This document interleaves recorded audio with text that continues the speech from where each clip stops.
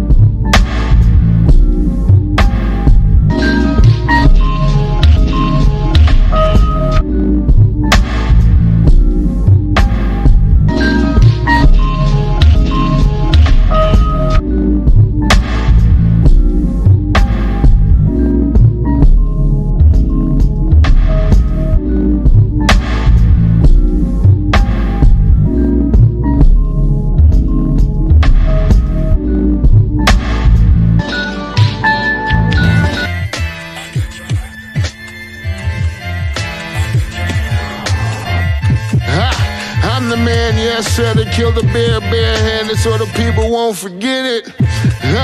Getting money for our legal to drink. I care what a broke nigga think. Just like the pack of Lewiz. Look, everything I do so cold. I can do this, both eyes closed. Too short, I stay on my toes. About that guap boy, anything goes. Help the bear if we outside. Help the bear if we outside. Still tipping, baby, nothing changed. I'm still grinding over here, yeah. Still sliding through my own lane. Shorty, nothing funny over here. Dollars rain everywhere around me. Dream to get money. Made it through the storm, living sunny. Dreams came true, now we eating. I got more dreams to chase, gotta reach them. Trying to put a team together like the Hunger Games. Everybody grinding because we all came from hunger pain.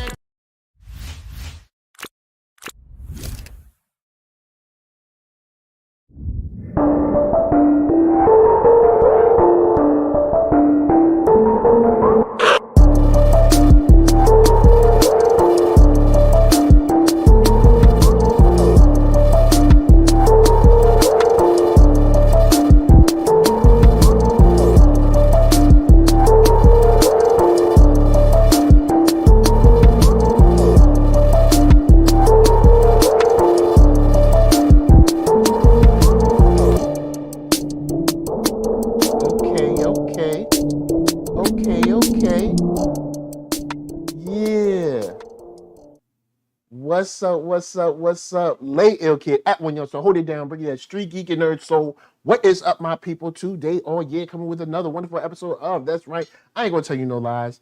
We here. NERDSoul on screen, talk about Star Trek Discovery. I want to give a big shout out to Juan Espinosa. As you saw the Kickstarter video just before this for That's Right. You know what I'm saying? You got, hey, look, you got them adventures. You got the system admin, Sniffer, right? Look, I just go and check it out right on Kickstarter. We'll roll the video later in the stream today. But much love to all y'all came through on the early in the stream and people that are coming after. We might have some people. Oh, it looks like somebody actually did want to show up today. So all right, cool. We got shouts out right now to the. I'm having a bit of a time with my speakers. Okay. Technical stuff now. How you guys doing? Of course, not quite sure what is going on my end, but I am having a bit of a time trying to hear. Oh, it's all good. Well, I'll mute you until then. All right, so guys, of course, thank you for rolling through. Make sure to hit that thumbs up, subscribe, all that jazz. We've made it a long way to the finale. We are finally here. So, you know what I'm saying? We made it. We did our thing. We here. We doing it. And I will now introduce to you the man right over here. You know him. You love him. The cinematic sorcerer, Solar Gray.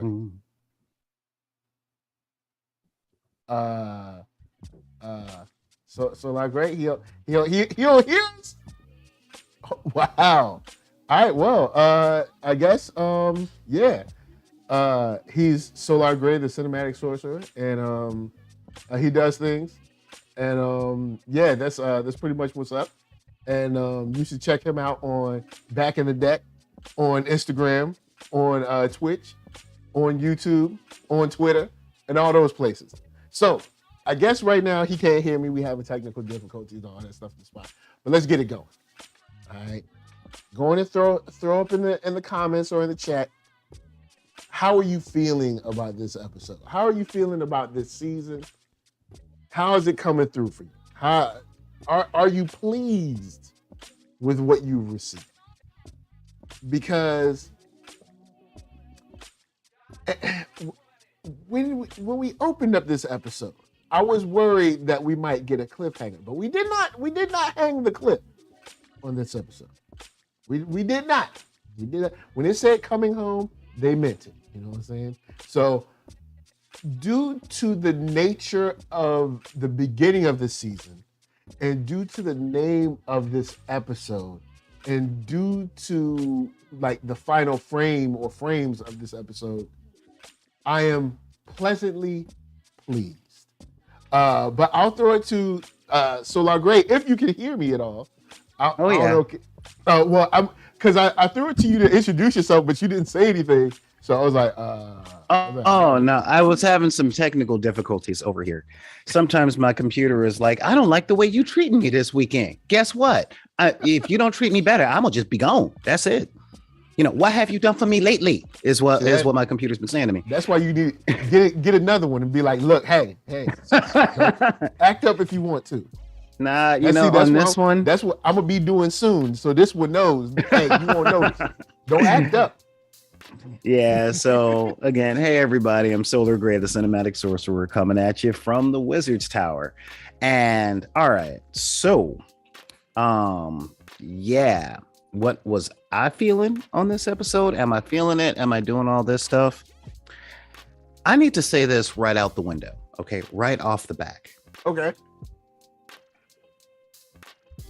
This episode, when the credits rolled, I'm just kind of like, this was Star Trek as I was told it was supposed to be. Like, I am beyond feeling this episode. When I watched this episode, and I watched it again last night just to make sure I'm like prepared for the day. You know, I do the thing, I take the notes, I try and look good for my boy. I try and make sure that people don't look at me on the show. So, you know. So then they can go, of course, to twitch.tv/BID_P and make sure to watch all your stuff. You know what I'm saying? Actually, no, that's not the reason I do it. I try and stay on top of my job so I don't make you look bad. I don't want to make you look like, you know, oh, well, this is the only dude he could get for this. Oh man, you know, I mean, don't get me wrong. Yeah, exactly. And don't get me wrong. You know, I know some people are like, if they do look at me and hear that, they could be part of the HBO crew. So you can afford to pay higher caliber guests, you know. But you know, on that whole thing though, I'm just trying to not make my boy look bad. All right. See if I can get Stacey Abrams on the show, apparently. Bruh. I hope we talk about that, by the way. We'll get to that. Yeah, we will get to that. I am following your lead, bro. But yeah, this episode, yes, it was cleaned up in a nice little package. All right. It was cleaned up in a very nice little package at the end, and I saw some tropes. I saw a couple of contrivances, but I was okay with them. I was fine with that because the way that went, you know how there's been this trend lately of you're watching a season of a show and the penultimate episode is the best one, and then the actual finale is just kind of like cleanup. I get you. Yeah, and this was not that. This took me back to like Star Trek: The Next Generation, where every season finale was a two-parter. You know, the finale, it was either we end the season on a cliffhanger, or the season finale is going to take up 2 episodes. It was one of those two, you know. Okay. Be it All Good Things or the Borg story arc or whatever. You know, it was always 2 episodes because the makers of Star Trek tend to try and go, our season finale needs to feel like a feature film. You know, that whole 3 seasons in a movie thing. Gotcha. And yeah, this, I'm not gonna lie. Last week I said that episode has got to be the best episode of Star Trek I have ever seen. And I'm not taking that back. Last week, that was the best episode of Star Trek, any show of Star Trek I had ever seen. And this week's episode is the best episode of Star Trek I have ever seen. I'm going, what? You outdid the penultimate finale. I'm like, you're getting back on form. It and really this was nice. Yeah, this was good. Yeah, it was satisfying. Yeah. Like, as a good friend of mine says, I mean, they were right. Coming home, it felt good. Like, it was like a feel good finale. Yeah, I mean, it didn't have a bittersweet tone. Every dark thing that happened had consistency within the story. You know, don't get me wrong. I might be jumping ahead, but forgive me on this one. No, go ahead. When they wrapped up those 2 stories where it was like, oh, Stacey Abrams just asked you to quit, and you said, okay, cool. And Book was like, well, I love you. Got to do what you got to do. All right, you know, no, I'm gonna go do my time. That's just how we do, girl. I did what I thought was right. I got arrested. Oh, community service. Yeah, community service could be a lot. I'm like, oh man, Book is. And when Michael was like, I'm not asking for leniency. She's like, I know you're not. but reasons matter. And I'm like, he And got then community she said, service. That's what justice is about. This episode depressed me because this episode and Star Trek in general continues to show you where we could be. And I was sitting, I looked over at Lady Lisa and I was like, I'm watching this and we could be here. Like we could do this. We could be, I mean, maybe not the space travel, but we could do these things for each other and work together and all these things like this. We can do this. Yeah, I feel you. It's just like, it's just like, it's depressing. Not that the show is depressing. The show is great. But it just, you see how she makes the comment about reasons matter and tying that to justice because hey, look, we know under white supremacy, there's justice for one group and pretty much scraps and injustice for everyone else. And it goes down the colorism scale. And black is always at the bottom. And the economic scale and the gender scale. Like there's a whole, there's justice for one group. Don't get me wrong. But if you're rich and black, it'll still happen to you. So don't throw that, don't be fooled. Don't get money and be fooled. No. I ain't saying that. That. I'm saying if you're rich and black, Ryan Coogler it'll be let better. You know that. Yeah, no, if you're rich and black, it'll be a little better than if you're poor and black. You see what I mean? Yes, but however, if you're a black woman, you may as well be poor and black, regardless. I mean, there's a reason Beyonce sent people to the bank for her. But well, it's because but no, I'm just playing. So is Ryan Coogler. So, at least for the next couple of months before this lawsuit comes in, we'll see how that goes. But but watching this is just like, wow, like we could build cool stuff and create awesome things and do like sweet things and we don't have to be hampered by like this frivolous, just like in in Young Justice when the guy from Apocalypse is helping Malafa'ak poison the green Martians. Yeah. He's like your racism and like it excites me or whatever. He's just like, it's funny. We watch. It's like because dude, this is fun for us. Yeah, it's like this is because it's like y'all are all, and you think a society that is by and large telepathic could come to an understanding, but never mind. Back on Star Trek. Yeah, it was lovely. It was really lovely to see how they ended this, and Doye, how they handled her, how they're like, we get it. You know what I'm saying? We know you have a military one-track mind, and when we disappeared and y'all had no contact, I understand where your mind goes to. Now, at the same time, we do have to deal with you, but I get it. You know what I'm saying? You're like, hey, we're stuck in this orb. Y'all disappeared.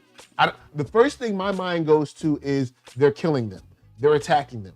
Because you're a military person. The first thing on your mind is not like, oh, well, maybe they're having a conversation. No, it's just like, oh, they're killing them. They're torturing them. They're attacking them. They're beating them down. They're subjugating them. And we got to get out of here. That was the thing that got me on this one was justice was very much a theme. Okay, it really was a theme of this. Like the motif of this whole season was don't get caught in your feelings, talk it out.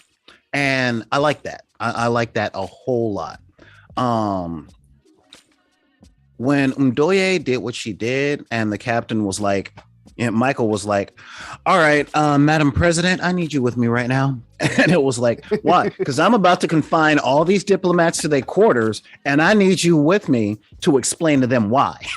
Because it was like, she's like, Michael was like, this came from in here. Somebody from in here did this. Yeah. And then we got Ndoye coming out going, this is about the plasma leak, huh? No, that was me. That was me. I'm like, okay. You ain't got to do this to everybody. You know, Yeah, no. owning up to what you did, not try to hide behind the other. There's so much like respect and so integrity. Yes, integrity. That so much is the discipline. Word. You know, and but when the president got there, that was I study subtext, especially when it comes to power.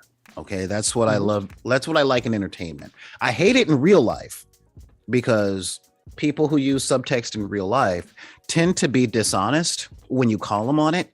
But in stories and stuff, when they get called on stuff, they own up to it, kind of thing, you know? Yeah. But between Game of Thrones, Godfather, The West Wing, a lot of the stuff that I love. Oh yeah, The West Wing. I have learned to spot those military conversations, those subtextual conversations. And when the president was like, General Undoye, I hear there was a mistake that was made. It would be a great favor to me if it was your last. That translates to you're fired.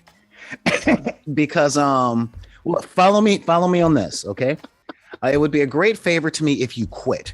And it was when Michael confined her to quarters. Essentially, we're throwing you in the brig.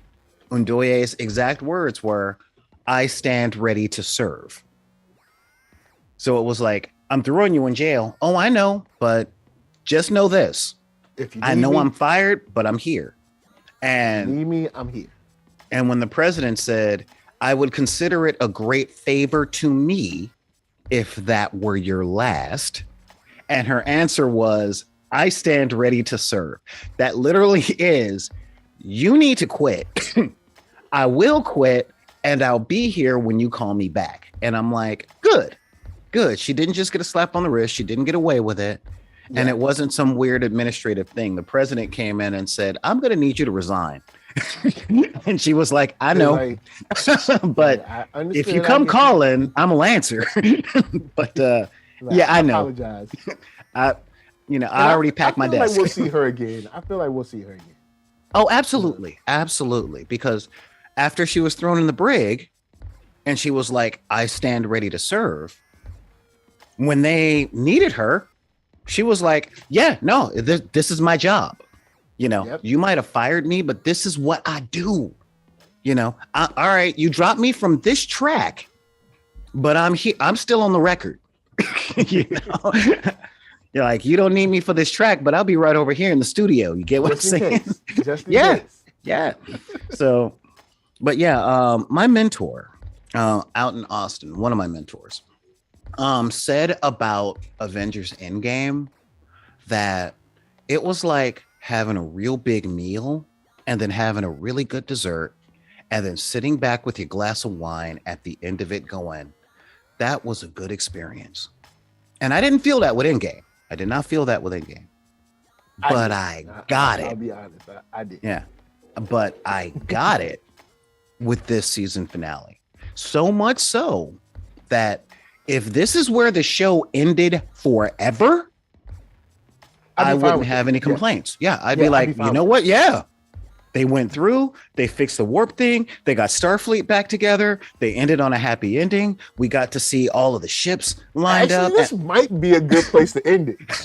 I'm like, because then we can theorize, you know, what happened in the future and blah blah blah. And they're already writing season 5, so I know, they're already on it. I know. But season if they 5 didn't, probably already been greenlit. And real talk, like if this is where they had ended the show, I would have been like, cool. Matter of fact, this was the best. Like, again, these are the 2 best episodes of Star Trek I have ever seen. And you know me, I'm old school. I'm the original series. You know, I'm tough for me because season 2's 2-part ending, I still stand by being the best finale that year because it was so high octane and high stakes. Mm-hmm. It was crazy with the not Zora yet, but the crazy computer. So it was the crazy. angel suit and and Captain Pike. Your mom. It was crazy. Yeah, and Captain Pike like showing who actually inspired Kirk, and me going, Yes. is he getting his own show? Oh my God, So- he's getting his own show. So then, but in another way, this is more like satisfying. Like they did it. Good on you. Like good for you. Like it's like so. On one hand, you have like this crazy clip later, like, yo, hold up, what are y'all gonna do? Like until to this one where it's like, I'm so proud of y'all. I'm so proud of everyone. Earth, they're back in the Federation. Everyone worked together, and we'll get into Book in a second. Book speech and the man. Okay, all right. Warming my heart, part 1. When Book showed his apologies if I don't know the exact name, but the empathy lights. You know what I'm saying?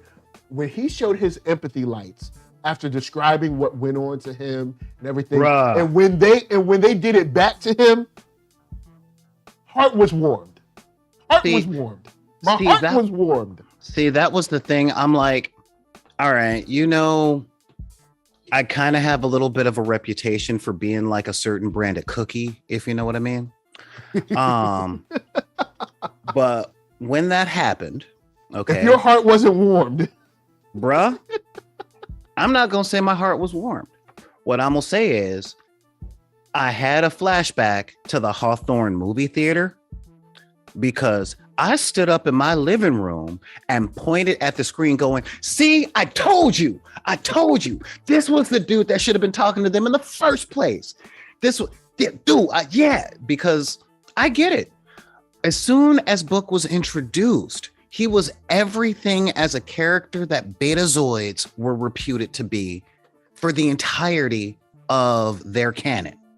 It was like seriously, the empathetic thing. Like, no, he's not a counselor, but he naturally emotionally bonds with stuff. And they had this through line this whole season where it was like Species 10C is doing what they're doing because they're scared. Yeah. And it's like, all right, we need to make first contact. We need to talk to them. And I'm like, yeah. And Book should be your mouthpiece, because their planet was destroyed. His planet was destroyed. Empathy is his bag. The second they found out that their planet was destroyed, they should have got in touch with, also Book should have got in touch with them, but that's a whole other thing. Yeah. Now that we're here, that moment was like so beautiful. Just them talking to one another, because of course them not even understanding. They're like, why are there so many of you? We don't get it, because they live as like one collective consciousness that isn't aware of would a good individual example be pieces. Like a beehive, maybe? Or maybe like ants, how they're all like kind of one colony. No, because that's not even similar. Yeah. No, what they're doing, they look at themselves like a body, and the Discovery was talking to each individual cell. And it was like, I'm me. So it's like us looking at an ant colony going, well, how many of y'all are down there? Oh man. My bad. With them, when we found out, I was like, you know what? They didn't even know. And I remember what you were talking about. I don't know, maybe episode 2 or whatever, when you theorized like they probably don't even know. And they were like, hey, we didn't even see y'all. Like, because we're on such a level that like they probably only looked for consciousness or life at their level. So anything below it, they were just like, oh, well, our scans just didn't miss you. And then for Book to go forward and be like, no, not even that. There's, squirrels and I don't know, deer and bears. Yeah. I don't know, whatever. There's stuff below us that we're not sure bears. You know what I mean? There's stuff that we don't even know about that, like, no, you can't do this at all. And then being like, I know you're scared, we're all connected. And then seeing that connection from their galaxy all the way to ours, yo, man. Yeah. Wow. That other than all the freaky deaky stuff, is exactly what Roddenberry always said Star Trek was supposed to be about. Okay, that's why there's a split between Trekkies and Warheads, because Star Wars is all about the conflict. Star Trek is supposed to be about the recognition of likeness and unity and where we could go with that connection. Yeah. And even my girl, who she watched the finale with me, and she's as big a Trekkie as I am. Mm-hmm. But she's missed like the 3 episodes that led up to it. And she's like, I am going to enjoy watching this again because this is Star Trek the way it's supposed to be. Yeah. She missed 3 hours of content. That's a lot. Yeah. And especially in a show like this, because they pack a lot into that hour. It's very dense and it's very serialized. And yeah, but she saw this finale and it did what I always think entertainment should do. It didn't spoil anything. It inspired the person watching to watch everything that led up to it. And I'm like, yeah, this is, I'll tell you, I watched Ready Room after watching this. I never do that. What's Ready Room? See, that's little show. That's the show that Will Wheaton has. That's the talk show about the episode that just finished. Oh, yeah. I never watch that. I never do. I'm like, I love featurettes. I love behind the scenes stuff. But with this one, I'm just like, dude. Right. I gotta see what they had to say about this. And they brought in the showrunner, the director, and they brought in the lead character, Sonequa, to talk about this episode. And I gotta give it up to Sonequa on this one. All right. This is the best acting I have ever seen her do. Walking Dead, the other seasons of this show. Man, she has really... She stepped it up hard. She has killed it, man. I've never... And I'll use that to jump into another character, but I've never seen anyone on this show half-stepping. And that's for all you people that remember that term. If you know what, ain't no half-stepping. So, speaking of half-stepping, you want to know someone who did not half-step, who I was proud to see? Tilly. Bruh. Bro, it was good to see Mary Lisa Weissman was right come back. beside me, and we were both like, we hated you when this show first started. But you know what? You really turned it around. Hey, I'm like that with Stamets, and you guys know I'm like that with Stamets. Oh man, But with Tilly, it was like, yeah, I'll see you back there. No, y'all just go. So, Admiral, and we gonna die, right? The pep talk and like, you know, what we're here to do and to save people, and the way she's able to like invigorate cadets and stuff.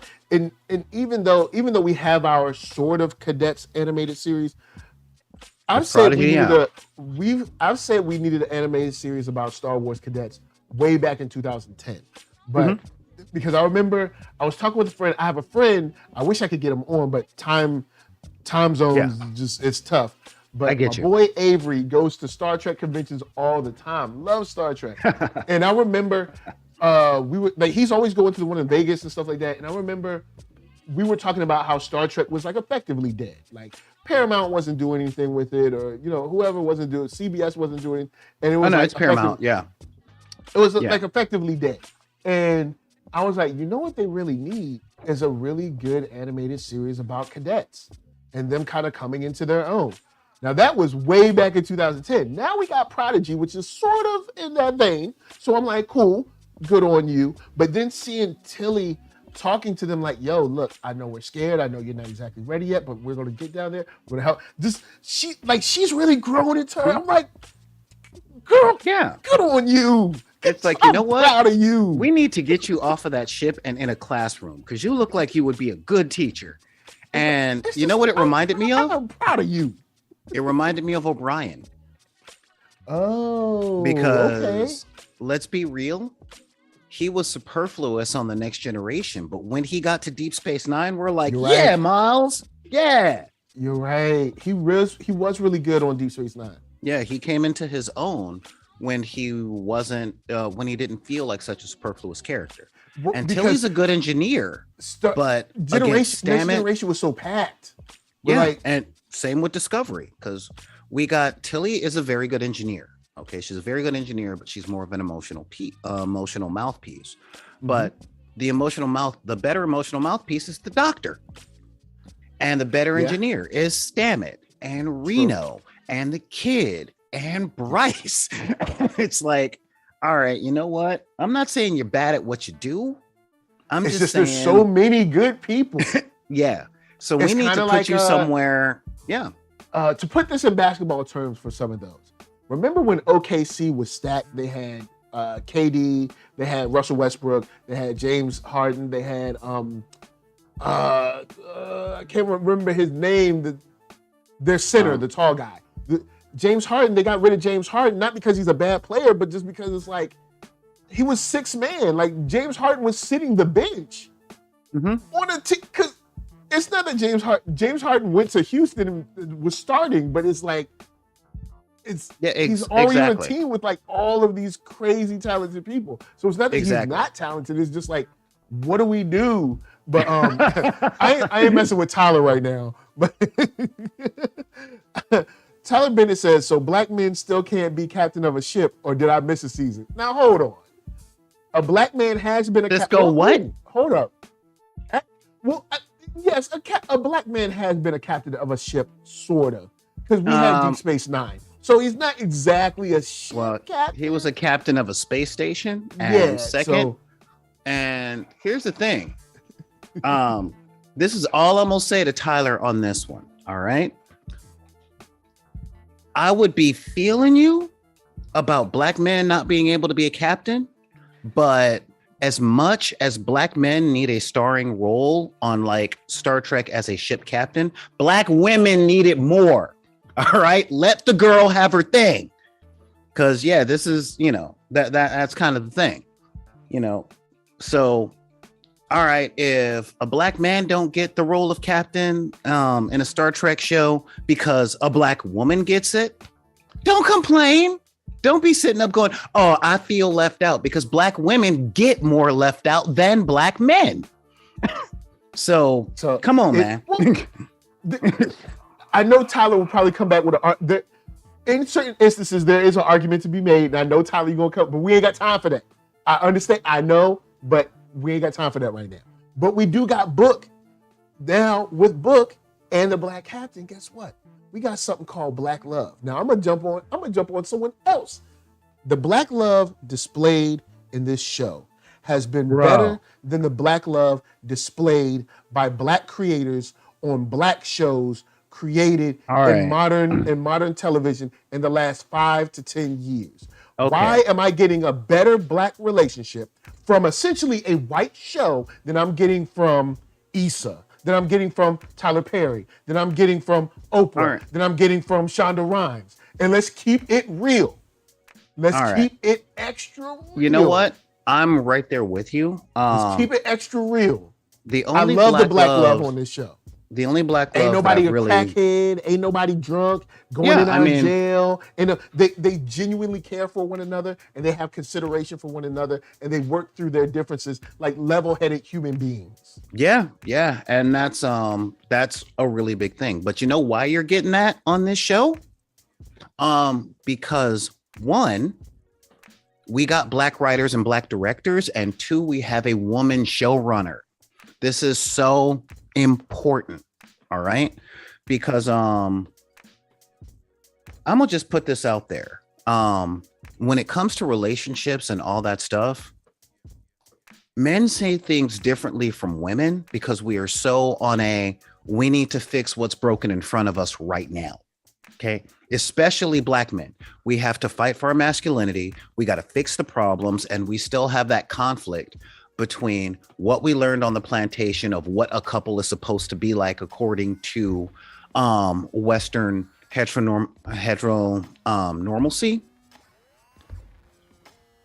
But women all the way across the board really write the rules on what a relationship is supposed to be. So when you have a woman showrunner, and a first generation American born director, as we had with this finale and a lot of the other, as we had with a lot of the other episodes of this season, we get a perspective of this is what a functional relationship looks like in action. This is how they argue. This is how they resolve. And this is how they feel. Okay. Most of the best stories about relationship. No, I ain't bringing up Egypt. No, thank you. But most of the best stories about relationships come when you have both sides of the relationship contributing to its creation. Okay. My girlfriend loves romantic comedies. I hate them. But the one I really like most is When Harry Met Sally, because it had a man and a woman writer. And the man directed it, but the woman writer was practically his co-director. So you really get an honest portrayal of how each side of the relationship perceives what a relationship should be, what they want out of a relationship, and what they're actually afraid of, versus women trying to write what men want and men wanting to write what women are afraid of. We don't know. So neither one knows. Huh? I can't tell you. Yeah, no, I can't tell you how many times I've seen women go to other women to find out what their men want and never ask their men. And I can't tell you how many times I've seen men act on what they think their woman wants based on what their fathers or their boys told them. And I'm like, don't ask your friend what I want from my birthday. Ask me. I will tell you what I want. Yeah, exactly. You know, so when you got that dynamic, you get to see real, like the showrunner brings in the love, and the other writers are like, and this is how Black people go. You know, what almost had me in tears was their goodbye conversation. And she was like, when she was like, I love you. And he's like, I love you more. And I'm like, ooh. Because sorry to tell you, that's us. That's our culture. All right. It's just good to see. It's heartwarming to see. It is sad when I start to think about, because yes, there are Black writers on here, but by and large, Star Trek, the whole reason people were mad about this show is essentially because Star Trek is known to be a white property. And there is a part of me that's like, you know what I mean?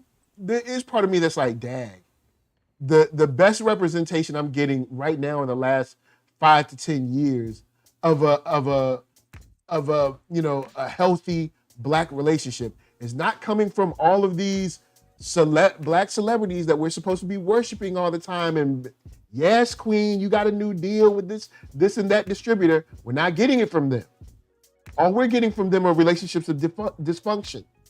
But we're over here where that's what I picked it up. I put it down. We will move on. I'm not going to do y'all like that because I know those are y'all faves. I know y'all love retweeting them. They got blue checks, so I'm not going to stop. I'm not going to mess with y'all no longer. Well, I'm gonna say this.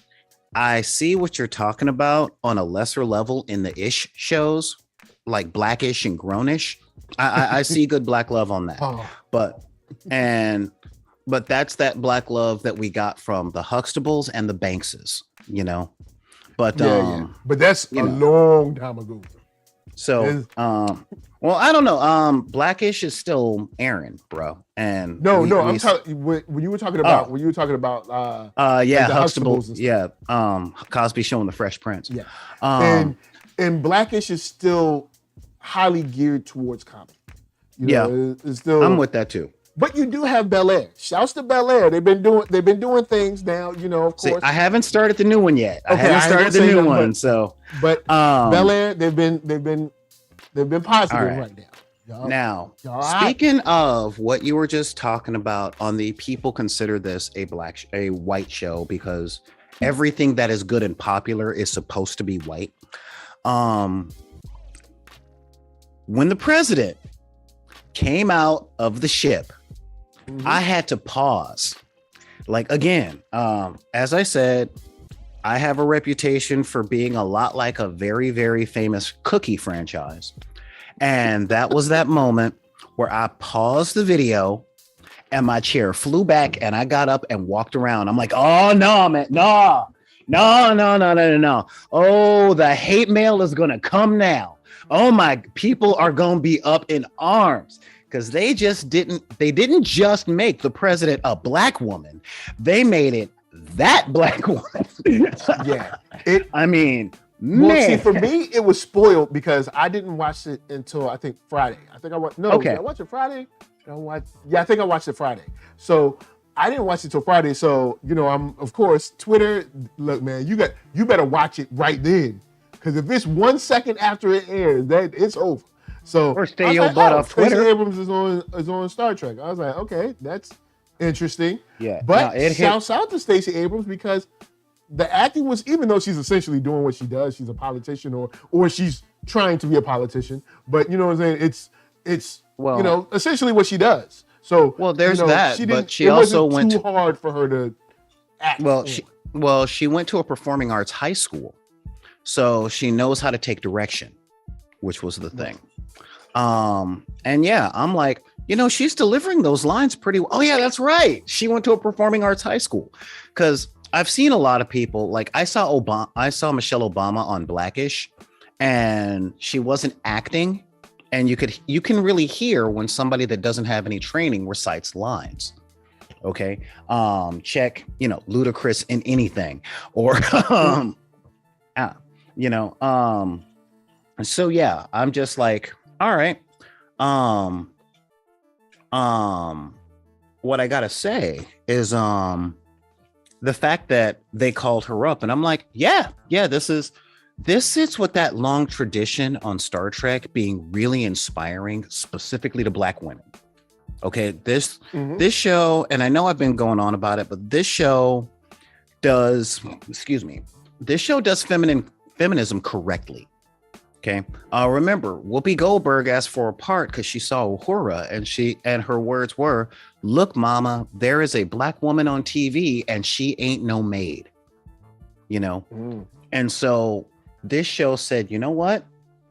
On this show, we have powerful black women who are busy being powerful people.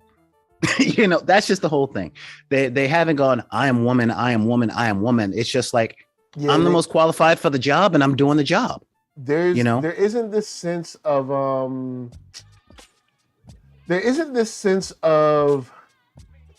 I guess like there's a lot of times when you see like a movie or a TV show and you can clearly like hear them patting themselves on the back for what they did. Oh, sorry. Just coffee went down a little wrong. Yeah.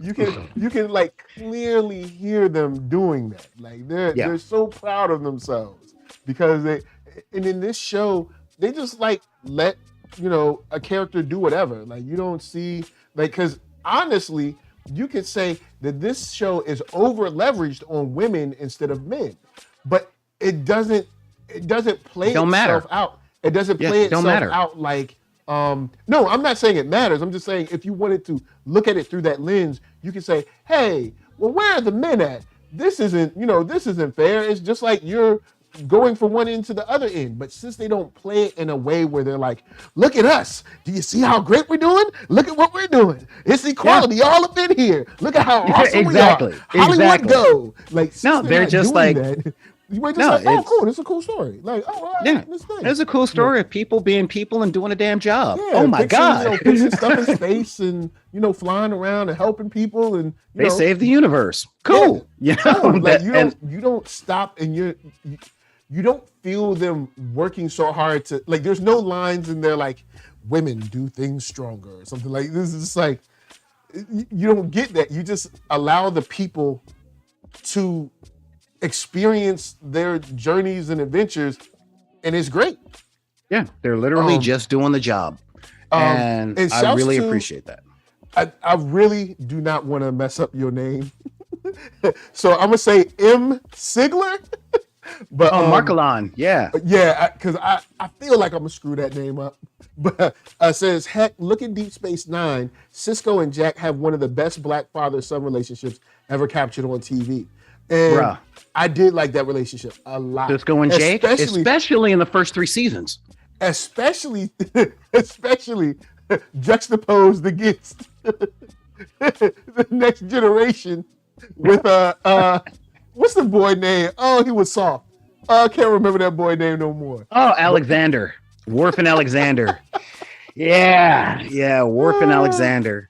That little boy, I'm like, why is he here?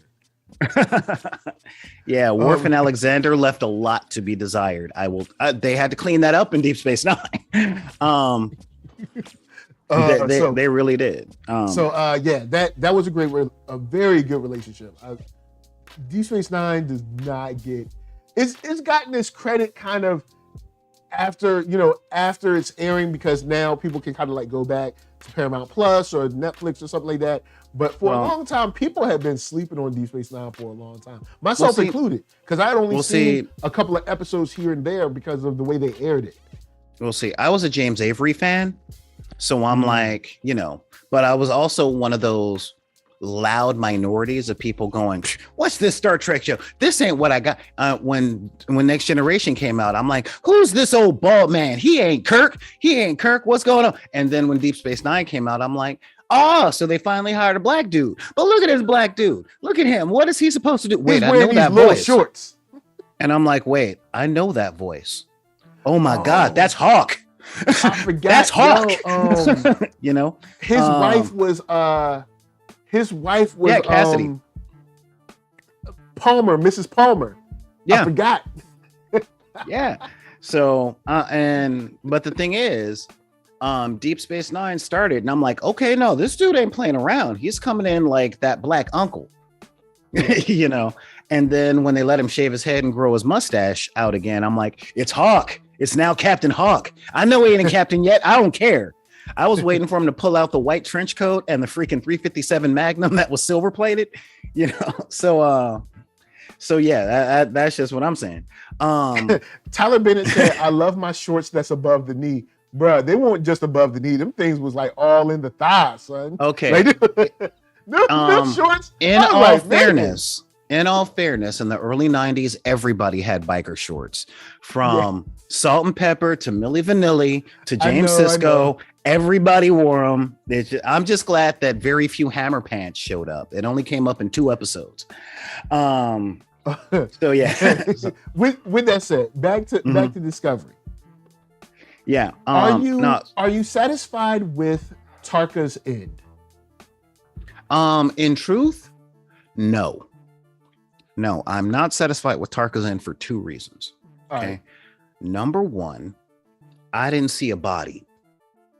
Okay, I want to know he's gone because I'm done with him. Seriously, I want to see him ultra gone. And second, I didn't want Book to lose his ship and the second spore drive to go.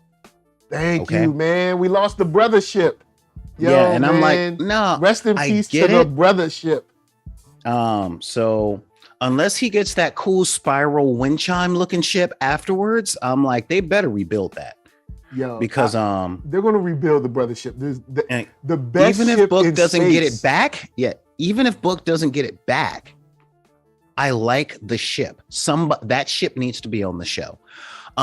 It actually threw me for a loop because I'm like, when they hit that, we can get past this, but it'll burn out the spore drive and it can only be repaired at a space dock. And I'm like, y'all ain't gonna get stranded. Y'all already did Voyager. So what else are you gonna do? And I'm like, and Book ship has a second spore drive. So we see how that's going to go. And I wasn't taken by that. But when they blew up Book ship, I'm like, man. Yeah. And I get it as a writer. I get it. Okay. Because that spore drive is sci-fi that's too powerful for good storytelling. I mean, the fact that they don't even have to walk through Discovery anymore. They're just like, all right, I got to be back in engineering. Bet transport gone. Well, I mean, that transport is sweet. Like honestly, it is. I need that transport. It's something that they experimented with in a lot of other shows, and it's like none of the shows before Discovery had the scope and scale that would make teleportation like that not break any of their stories. However, the spore drive does that, and one spore drive is hard enough to write for. Now you got a second gunner ship. I mean, Discovery having the spore drive is a lot like Deep Space Nine having the spore drive, in the sense of now we got a space station that can go anywhere. But then you got Book Ship with a spore drive too, a shape changing spore drive ship. That's like putting one of those things on the Defiant. It's like there's nothing that team can't do at this point. In my opinion, I like it because then that means that the writers have to step up the villains. And if you step up the villains, then you know it's about to get crazy. But that's the thing, though. Not exactly, because essentially that spore drive gives the ship station to station teleportation at any point in the galaxy. And there is no situation that can come up, or very few situations that can come up where that power, and this is one of the comic guys talking about this, with the armaments and all that stuff, and the way that we've seen it used, like, okay, we're going to use the spore drive to pop up over here and shoot some photon torpedoes. Now we're going to pop up over here and shoot some photon torpedoes. And then you put a gunnery ship that has the same tech on it. Those two ships can conquer the galaxy. They can't hold it, but they can conquer it. So having two ships with that spore drive, that was enough. I sort of get it, but then a writer's job is to just create balance. Just like, all right, like in a fighting game, you got grapplers, you got rush down characters, you got quote balanced characters, and you have zoners. You know what I'm saying? So even though you might have someone like Dawson, let's use Street Fighter, even though Street Fighter is overrated. But anyway, Street Fighter, you have someone like Dawson. We'll talk about that. He has the long arms, the long legs, and then also he has a teleport and a fireball that he can throw and or breathe. But then someone like Guile, who I would consider more of a balanced character, can still beat him. Now, it takes a little bit longer because you got to slow roast, because you kind of got to walk Dawson down, but you can still beat him. You know what I'm saying? Like, he can. I get Dawson's that. not untouchable. You know what I'm saying? But the point that I'm making, though, is that is where the writers are. Now, using your same metaphor, if you gave Dawson's long arm punch the same power as Balrog's, and then and that's what they got with the armaments that are on the Discovery, and then you gave him Vega's practical teleportation thing, then why play any other character? Like, how much can you escalate everybody else to keep up with that? So I get why Bookship had to go. I just wish it hadn't been destroyed. I wish it had been confiscated when they put him on community service. You get what I'm saying? But I would have been happy if it had been confiscated and they took that other spore drive back, since it was stolen, you know? Yeah. But yeah, it was, I was mad that ship went, primarily because that is the first original ship design that I have seen in sci-fi that I have liked in 20 years. Man, you know, its design was amazing, you know? Yeah. But the shape changing for different circumstances, and the fact that it recognized that circumstances in space change. That was huge. Yeah, when that thing broke apart, I was like, yo. I was like, this is the best ship ever. I was like, this is even better than the B-Wing in Star Wars. Like, and I really like the B-Wing. But I was like, and actually it's kind of like the B-Wing, where it's like a skinny, kind of slim razor kind of thing. Sometimes. Well, sometimes in its Yeah. in normal in default mode, but Yes.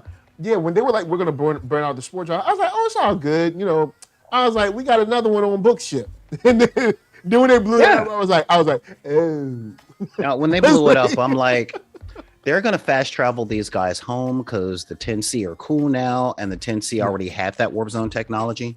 Yeah. I would have called it contrite and rushed, but everything was set up, and I'm like, okay, no, that's fine. That is absolutely fine. Well, because they not only felt what they were going through, but they were like, look, we're gonna make this right. So yeah. They not only turned off the machine, and imagine how powerful you are to turn it off like that, and it's in a whole nother galaxy, like bruh, like the 10C. Yes. Whew, thank God they ain't crazy. Well, that's been the major. Yeah, that's been the major conflict. Yeah, that right there has been the major conflict throughout the entire season. It's like, look, bruh, this is just a mining probe, and it's destroying our planets. If they got weapons, we outmatched. We ain't going to war with these people. What is going on in this galaxy that scares them to do this? That is where season 5 should be exploring, because I'm assuming there'll be like an open line of communication where it's like, hey, how y'all doing? Maybe like pen pals or something, like, you know, maybe talk to the 10C once a week. You know what I'm saying? But you better be by your phone on Sunday, 10C, you know. But yeah, it's it really comes down to when they broke the galactic barrier, they opened up a world of storytelling opportunities, such as what happened to all of its stars? What destroyed the 10C? What are they hiding from? What kind of species is it? You know, is it a singular thing that's sitting in silent contemplation? And again, they made it very, very clear. Those dudes are scared. Because Book was like, barreling up behind a wall ain't gonna help. You know? And I'm like, okay. Yeah, what else is out there? You know, so they're coming up with more aliens, especially with the new tech. I really liked that they had the tentacled eye monster, the Shumagorath, the Cthulhu-esque, a very Lovecraftian.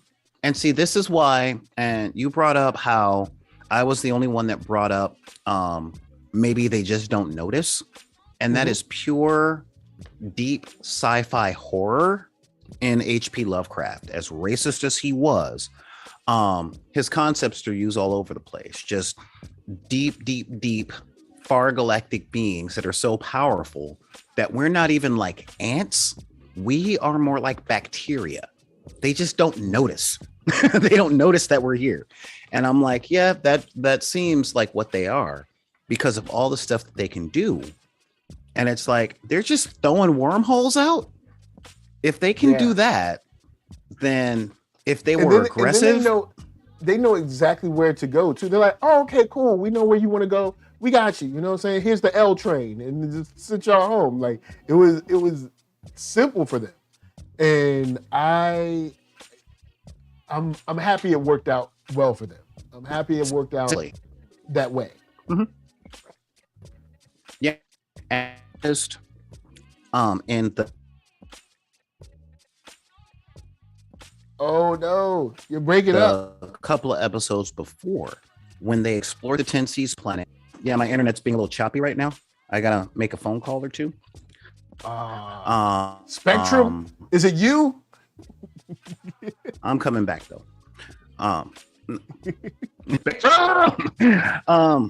But yeah, so what I'm looking at is when they found out that these guys communicate via feelings, and the whole Starfleet mission was, you know, it was the episode Rosetta Stone, where they were like, how do they communicate? How can we talk to them? How can we learn their lessons? And again, there's a lot to be explored from all that stuff. So we're getting back to Star Trek at its roots. And this is something I think a lot of properties that have lasted as long as Star Trek, Star Wars, Doctor Who, most of the Marvel properties like X-Men and all that stuff. they need to do every once in a while, because the hardest thing to do with entertainment is once your audience knows the canon as well as, if not better than, your writers, then how can you write something new and unusual without getting inundated with so many letters saying that's not the way it works? Actually, according to this episode that aired in 1974 in the animated series, according to the canon, this is a thing that happens there, and their blood is a shade of, it's a greener shade of green. It didn't have as much brown in it, and it's like, dude, shut up. But in order not to deal with that stuff and to come up with something new, something that's not tied in, jump to the future and different galaxy. Now, everything that happens in that galaxy is completely original. No one knows anything about where they went. And this is what I've been, this is what I've been wanting from a lot of other properties. The first people that I remember doing it, I guess in sort of like a modern time, is Valiant Comics. When they did 4000 AD, they did a storyline where like their characters were in the year 4000, so they jumped 2000 years in the future. It was, and I was like, I immediately was like, why can't like Star Wars or Star Trek do this, and where like, so then you don't have to worry about any arguments or complaints or anything. This is 2000 years later, all those people are dead and gone. Like, so it's no, you're talking about possibly, if the lineage lived on, you're talking about what, like 30 generations later? I don't know, however, a lot, okay? A whole bunch of generations. A whole lot of them. And well, see, the reason that you don't just do it is because you get a bunch of, well, what happened in between time? What happened to my favorite species? What happened to my favorite character? And this was a lot of Discovery's stumbling blocks in the first 2 seasons. Like, okay, excuse me, now we got young Spock. Now we got young Starfleet. Excuse me again. Now we got all those people going, no, Starfleet is based in San Francisco. That's not how Spock was, according to the canon, when they talked about what he was like growing up here. That's not this. That's not that. That's not this. But after they throw him forward down that timeline, where it's like, well, that's okay. Well, I can't say that Navarre isn't going to exist, because in one timeline we got Vulcan was destroyed, but in another timeline we got that Romulus was destroyed. So, but then opening up that new galaxy, there are no experts on anything there. None. Because none in canon, none watching. Like, we've asked on this show, and I've seen like blogs and stuff here and there. Even people on Twitter say like, well, what happened to the Klingons? What happened to this, these people? It's like, I kind of get it, because it does make sense to be like, yeah, how did they? Because we get to see how the Vulcans and the Romulans have evolved. So why not our other favorite, warfaring aliens? So how did they evolve? Where you got to thread the needle. Yeah. Well, that's what the writers have to thread the needle on. I will tell you, since I am that's qualified to be like, well, if you look at the canon at this particular time, actually you will see, because one, I didn't like what Discovery did with the Klingons in the first place, but when they jumped them into the future and they completely left the Klingons out, that made sense to me, because Starfleet Klingons go back to Cronus and do their thing. They're just doing their thing because they never really liked the Federation to begin with. No. Most of the time the Federation was there to help them iron out their empire. But if the Federation crumbled and the empire was strong and not really looking for expansion, which they couldn't because of the burn, then there's no reason to bring them in. Yeah, maybe next season. I assume know? due to the burn and the emerald chain, they became very isolationist, like or isolationistic or whatever. And was like basically was like, look, emerald chain, we know what y'all do, but y'all don't want it over here. And emerald chain was like, respect. No, we don't want that. And it was like, look, because we know you will fight down to the last infant. Like Same with Cardassia. So it's like, you know what? Okay, we understand. This is your section. We'll go over here. And yeah, the emerald chain is sitting up. That's kind of what happened. And I can see the emerald chain going, nah, man, we saw 300. We ain't messing with Cronus. Okay, because they ain't got no problem with any of that. Then what are they? Seriously, it's the emerald chain trying to take away Cronus's stuff. Again, the Klingons don't play that.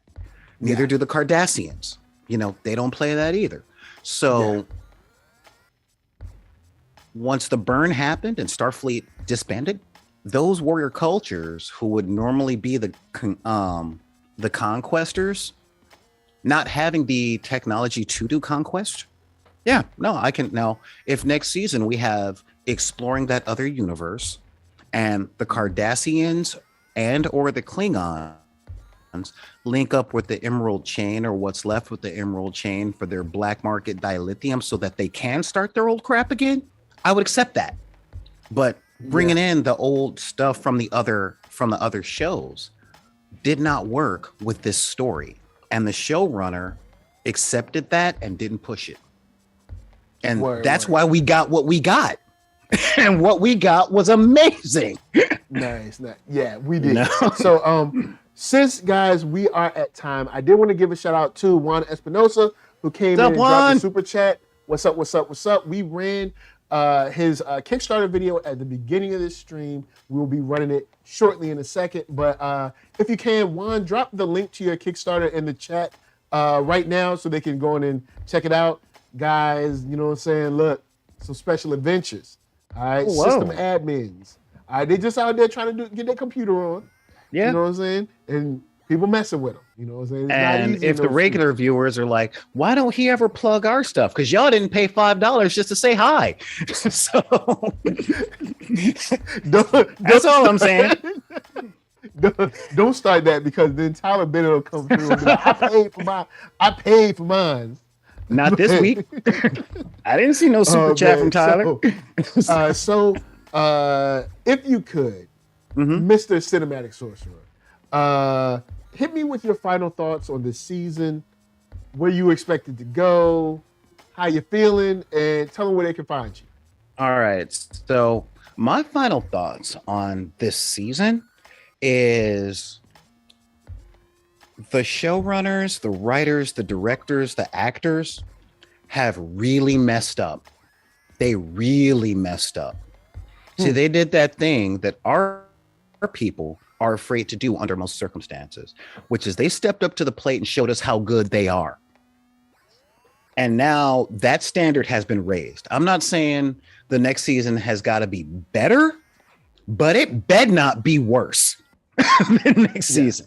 You know, because this, again, this show was everything Star Trek has always tried to be. This season nailed it.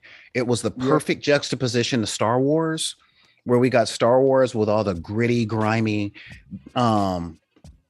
realistic-ish stuff involving crime and characters that are cathartic, motivational characters. And Star Trek has always prided itself on being aspirational, like what the future can be if we get our stuff together. And it really showed that. It really, really showed that. So now it better not backslide. It better not backslide, or y'all gonna make a lot of people mad. I don't see them missing. I don't see them missing from here on out. Yeah. So with that, so again, I loved the season finale, which I'm wrapping into the last two episodes. Was quite honestly the best 2 episodes of Star Trek that there have ever been. And if I watch them back to back, and I got a theory, it's possibly the best Star Trek movie that's out there. This was everything I have ever ever wanted from Star Trek in a world and at a time where people are saying, nah, you can't have stuff like that. Those aren't stories that people want. Blah, blah, blah. You know, gritty realism. The world is dark. People are terrible. The Batman is so dark. And like this you can't show, even see anything. Yeah. And this show came up and it did exactly what it was supposed to do with what you said. It's, you know, that feeling you got where it's like, this is what we could be. Why ain't we getting on that? You know, because it also showed how hard it is to get on that, you know, and that was the big thing. It had all the opposition on screen that we see in the real world. We got the Warhawks out there trying to take the defense or the offensively defensive position. We got the difficulty in, or should I say, the work and the time it takes to do things non-violently and properly. It showed all that stuff. This was a masterclass in show, don't tell. And if people want to talk to me about what I mean by all of these theories and stuff like that, then they can go to twitch.com/BID_P Monday through Friday at 3 p.m. Pacific time. And I know if you guys are like in Hawaii or out here on the West Coast saying, man, I'm at work for half that time. Be real.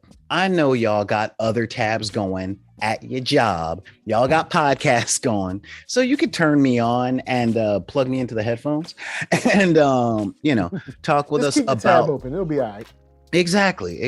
And we talk about game theory and nerd culture and how to learn in effective manners and how these stories and creating these stories and playing these games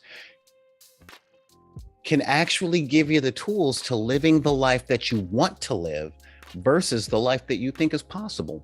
Because most of the time, the two are very, very different from each other.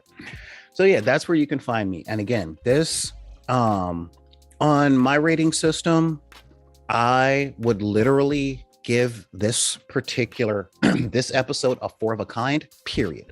This is 4 aces. All right. Quite seriously, this is a 4 ace. Matter of fact, this is a 4 ace show. All right, this was ever like, you know, when people are telling you about something they like, and you go nah, and then you see it, and it did not live up to the enthusiasm and the hype that the people that you talked to about gave it to you that made you interested. I get you. Yeah, no, this was not it. This deserves every single bit of hype that I can throw on it, that everybody else can throw on it, because this is what Star Trek is supposed to be.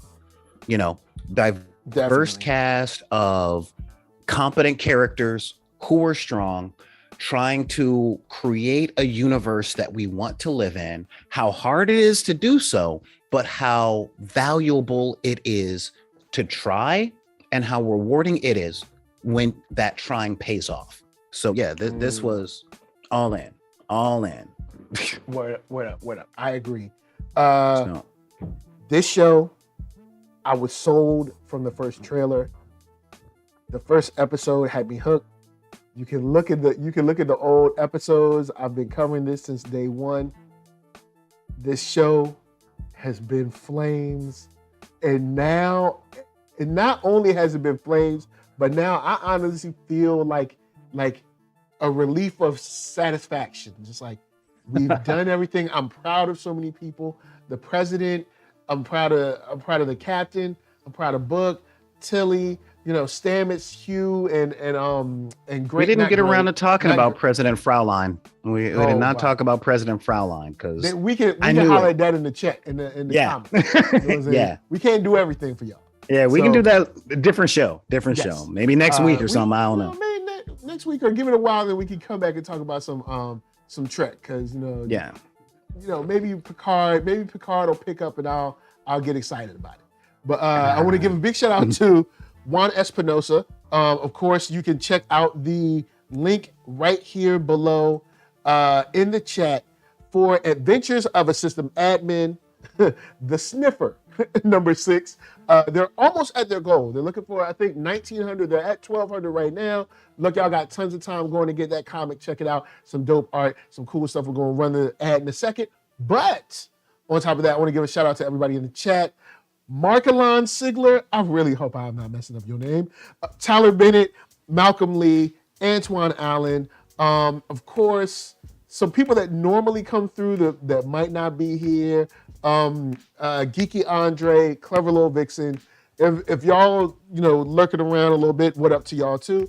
Of course. And Jenna Jameson from the future. Oh, yeah. Jenna Jameson. I am not letting my girl go without notice. Yeah, Jenna James be coming through. So yeah. NERD, SOUL, Facebook, Instagram, Twitter, all them places, and TikTok. Don't sleep. Your boy is there somewhere. If you need the help out, like, share, comment, subscribe, you can do that here. Make sure if you got someone who likes Star Trek and they just watch the finale, they're like, oh snap, I want somewhere to go to talk about it with somebody. Come to Death Row. No, I'm just playing. It's not Death Row. But just sit over here on the rail. We got podcasts, all that. Is that why we lost Nerdy Brew? You were hanging him out of a window? I was like, my office hours are 9 to 5. Nah, man. Shouts to RJ Nerdy Brew. Shouts to Hannibal Taboo that have done tons of shows with us on Sundays. So shouts to them as well. They're out doing things, killing it, doing whatever. So make sure to like, comment, subscribe, but definitely share. If you can't give to the Patreon, which is patreon.com/ThatNERDSoul, or if you can't Cash App, which is of course hashtag NERDSOUL, share. All right. As long as you ain't got carpal tunnel, you can do that. And even if you got carpal tunnel, use your other hand. All right. Just share it to your people. Sharing is caring. So with that said, from us to you, thank you for watching. Thank you for coming through. Next week, I'll have to pick something new for Sundays. I don't know we'll see how I feel about Picard. Or maybe we'll just chill out on Sundays and we'll give y'all nothing, but go back to Sunday nights gaming. We'll see. You mean for those who didn't have time to go to the barbershop for real? I don't know. Yeah, you know what I'm saying? Because we barbershop it up on Sundays. So maybe we'll see. We'll see what goes on, what shows happen, and because Friday Night Show will come back if Young Justice ever returns. I mean, I know they're returning, but they haven't given us a date yet, but yeah, we'll see. So with that said, from us to you, thank you for watching. Thank you for coming through. And we're going to leave y'all with that Kickstarter for Juan Espinosa right about now.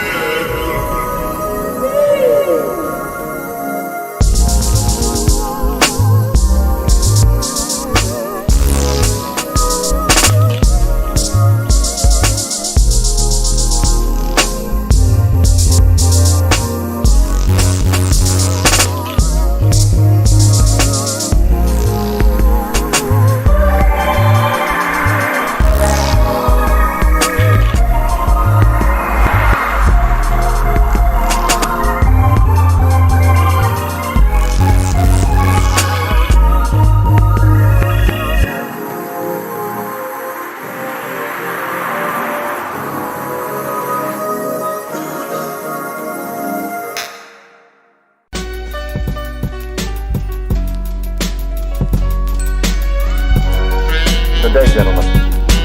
This is a pre-recorded briefing made prior to your departure, in which for security reasons of the highest importance has been known on board during the mission. Now that you are in Jupiter's space and the entire crew is revived, it can be told you. 18 months ago, the first evidence of intelligent life off the Earth was discovered. It was buried 40 feet below the lunar surface, near the crater Titan. Except for a single, very powerful radio emission aimed at Jupiter, the 4-million-year-old black monolith has remained completely inert. Its origin and purpose still a total mystery.